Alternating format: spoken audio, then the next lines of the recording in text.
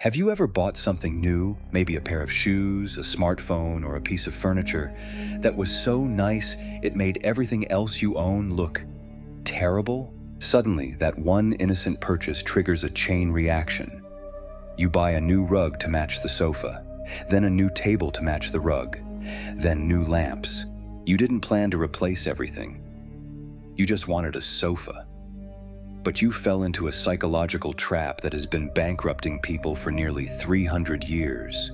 It's called the Diderot Effect, and understanding it is the only way to stop your wallet from bleeding out. To understand why you just spent $200 on accessories for a $50 item, we have to travel back to France in the mid-1700s. Meet Denis Diderot. Diderot was a brilliant philosopher. He was the co-founder of the Encyclopédie, one of the most comprehensive books of the time. But despite his intellect, Diderot was broke. He lived a humble life, wearing old clothes and using simple furniture. He was content. Until one day, everything changed. Catherine the Great, the Empress of Russia, heard of Diderot's financial struggles and offered to buy his library for a massive sum. Suddenly, Diderot had money. To celebrate, he acquired a new scarlet dressing gown. It was beautiful, elegant, luxurious. But as he sat in his study wearing this magnificent robe, he noticed something troubling. The rest of his room didn't match. In his own words, there was no more coordination, no more unity, no more beauty. Between his robe and the rest of his items, the robe was an intruder. So he started upgrading. He replaced his old straw chair with a leather one. He replaced his wooden desk with an expensive writing table. He bought gold prints and fine art. Slowly, the imperious Scarlet Robe forced him to upgrade his entire life to match its level of quality. He spent his fortune not because he needed these things, but because the robe demanded a matching set. Diderot later wrote an essay titled, "Regrets on Parting with My Old Dressing Gown." In it, he wrote, "I was absolute master of my old dressing gown, but I have become a slave to my new one." You might think, well, that's just an 18th century French guy problem, but this is actually a fundamental quirk of human psychology. Anthropologists tell us that the things we own aren't just tools. They are an extension of our identity. They form a set.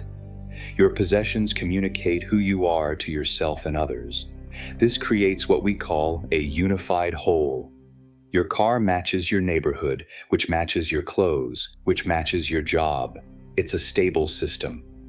The Diderot effect happens when you introduce a deviant item into that set, an item that is arguably too good for your current reality. This new item creates tension. It makes you feel like an imposter in your own life. The harmony is broken. To fix the tension, you have two choices: get rid of the new item or replace everything else to match it. Let's look at a modern example. The home office upgrade. You buy a new MacBook. It's sleek, silver, and minimal. Suddenly, your chunky plastic mouse looks wrong, so you buy a sleek Magic Mouse. But now that frayed mousepad looks dirty next to the white mouse, so you buy a leather desk mat. Now the lighting looks bad. You need a monitor bar, and the desk itself, it's cheap particle board. The MacBook deserves solid wood. This is the spiral of consumption. You didn't need any of it. You were just trying to make the pieces fit together. So, are we doomed to be slaves to our possessions forever? Not necessarily.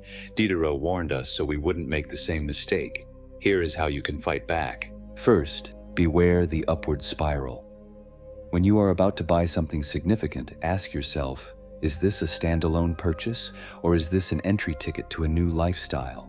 If buying a new suit means you also need new shoes, a new belt, and a new tie, realize the real price isn't just the suit, it's the whole outfit. If you can't afford the whole chain, don't start it. Second, use the one-in, one-out rule. This keeps your set of possessions at a stable number. It prevents the slow accumulation of things that clutter your space and your mind.